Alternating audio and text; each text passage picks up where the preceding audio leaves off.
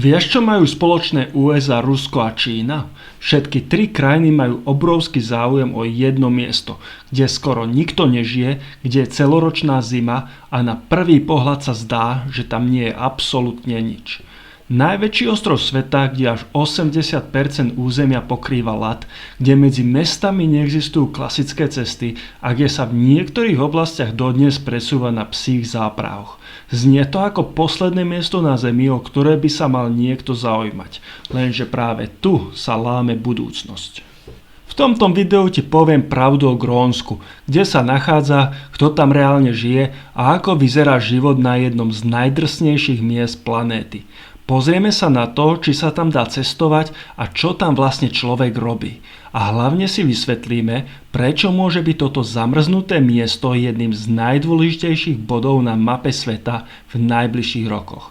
Grónsko sa nachádza medzi Severnou Amerikou a Európou, konkrétne medzi Kanadou a Islandom, hlboko v arktickej oblasti. Z geografického hľadiska patrí k Severnej Amerike, no politicky je súčasťou Dánskeho kráľovstva, aj keď má veľmi širokú autonómiu a o väčšine svojich vecí rozhoduje samo. A už len táto kombinácia z neho robí extrémne zaujímavé miesto. Keď sa pozrieš na mapu, rýchlo ti dojde, že ide o najväčší ostrov na svete. Väčší než Francúzsko, Nemecko a Španielsko dokopy. Avšak na takomto obrovskom území žije len približne 56 000 ľudí. To je menej, než má jedno väčšie slovenské mesto. Obrovský priestor, minimum ľudí a divoká príroda. Dôvod, prečo je Grónsko takmer celé pod ľadom, je jednoduchý. Klíma. Približne 80% ostrova pokrýva masívna ľadová čiapka, ktorá má na niektorých miestach hrúbku viac než 3 km. Ten ľad je taký ťažký, že doslova tlačí pevninu smerom nadol a keby sa jedného dňa roztopil, časti Grónska by sa ocitli pod hladinou mora.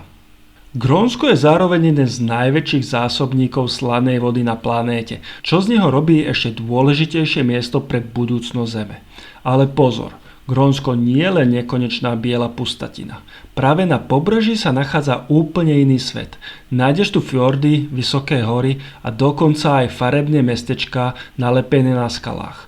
A práve tam, v úzkých pásmach medzi oceánom a ľadom, žijú ľudia, ktorí sa naučili fungovať v podmienkach, aké si väčšina z nás nevie ani predstaviť. Keď sa povie život v Grónsku, väčšina ľudí si predstaví malé izolované osady v ľade, ale realita je o niečo pestrejšia. Srdcom krajiny je Nuuk, hlavné a zároveň najväčšie mesto Grónska.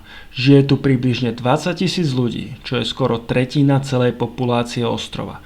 Nuuk pôsobí zvláštne, už na prvý pohľad. Má moderné bytovky, univerzitu, školy, kaviarne, reštaurácie, obchody, no stačí prejsť pár minút za mesto a ocitneš sa v úplne divokej arktickej prírode. Žiadne mrakodrapy ani dopravné zápchy. Väčšinu obyvateľov Grónska tvoria Inuity, pôvodní obyvatelia Arktídy, a ich kultúra je dodnes veľmi silná. Rybolov, lov, tradičné jedlá z rýb, tuleňov či sobov, ale aj psie záprahy stále patria k bežnej realite, hlavne mimo väčších miest. Zároveň však nejde o múzeum minulosti. Inuity žijú moderným životom, používajú technológie, sociálne siete a sledujú rovnaký svet ako my, len v úplne iných podmienkach. Čo sa týka práce, najviac ľudí sa živí rybolovom a spracovaním rýb, čo je absolútny základ grónskej ekonomiky. Ďalšou veľkou oblasťou je verejný sektor. Školy, zdravotníctvo, úrady a služby, ktoré sú vo veľkej miere financované práve z Dánska. Pribúda aj turizmus, hlavne v posledných rokoch, keď ľudia začínajú vyhľadávať extrémne a autentické destinácie. Život v Grónsku však nie je určite jednoduchý. Potraviny sú tu extrémne drahé, pretože väčšina vecí sa musí dovážať lietadlami alebo loďami. Dlhé zimy, mesiace tmy a drsné počasie dokážu človeka psychicky vyčerpať. Zima v Grónsku je dlhá a veľmi chladná. Trvá približne od októbra až do konca apríla, v niektorých oblastiach aj dlhšie. Počas zimných mesiacov teploty bežne klesnú pod -20. Leto je naopak krátke a mierne, trvá zvyčajne od júna do augusta. Teploty sa v tomto období pohybujú najčastejšie medzi 5 až 10 stupňov.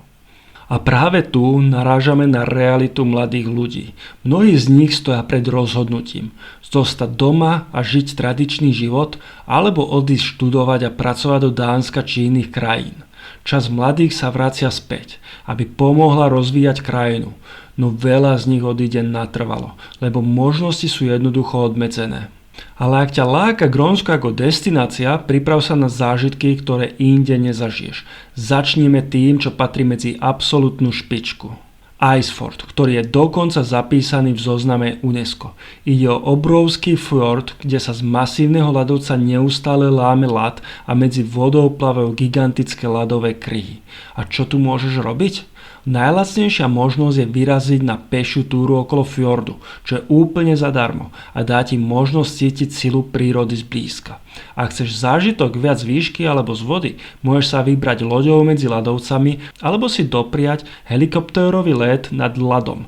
Ďalšia atrakcia, ktorá sa jednoducho nesmie vynechať, je pozorovanie veľrýb. Počas leta od júna do septembra máš šancu vidieť modré veľryby. Cena organizovaného výletu sa pohybuje medzi 80 až 150 eur na osobu. Celkovo Grónsko ponúka kombináciu divokej prírody, autentickej kultúry a zážitkov, ktoré inde na svete nenájdeš. Od ľadovcov a fjordov cez voľne žijúce veľryby a psie záprahy až po magickú polárnu žiaru a unikátne múzeá. Každý, kto sem príde, si odnáša nielen fotky, ale hlavne emócie a zážitky. A teraz prichádza tá najzaujímavejšia časť. Prečo by niekto vôbec chcel kus ľadu uprostred Arktídy? Prečo sa o Grónsko bijú také giganty ako USA, Rusko a Čína? Dôvodov je hneď niekoľko a všetky sú pre budúcnosť sveta kľúčové. Prvým je strategická poloha. Grónsko leží presne medzi Amerikou a Európou, čo z neho robí ideálne miesto pre vojenské základne, radary a kontrolu celého arktického regiónu. Nie je divu, že USA tam už majú svoju vojenskú základňu.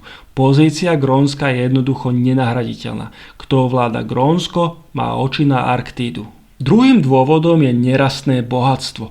Pod hrubou vrstvou ľadu sa ukrýva ropa, zemný plyn, vzácne kovy, urán a materiály, ktoré sú nevyhnutné na výrobu batérií či moderných technológií. Ako sa ľad postupne topí, tieto zdroje sa stávajú prístupnejšie a každý, kto sa sem dostane prvý, získa obrovskú výhodu. Tretím faktorom sú nové obchodné trasy. Topiaci sa ľad v Arktíde otvára úplne nové lodné cesty medzi Európou a Áziou. Tradičné kanály ako Panama sú stále dôležité, ale Arktída môže v budúcnosti skrátiť prepravu o týždne. A kto kontroluje Arktídu? Kontroluje budúci obchod. Takže keď počuješ, že USA, Rusko a Čína chcú Grónsko, nejde im o turistiku ani o zimné športy.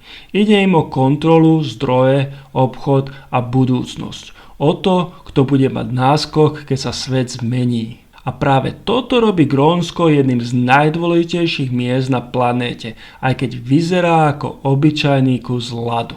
Grónsko je geopolitický kľúč, je to raj pre dobrodruhov, krajina extrémov a je zážitkom na celý život. Ak sa ti toto video páčilo, daj mi like, odber a klikni na zvonček. Nech ti neujdu ďalšie zaujímavé videá zo sveta.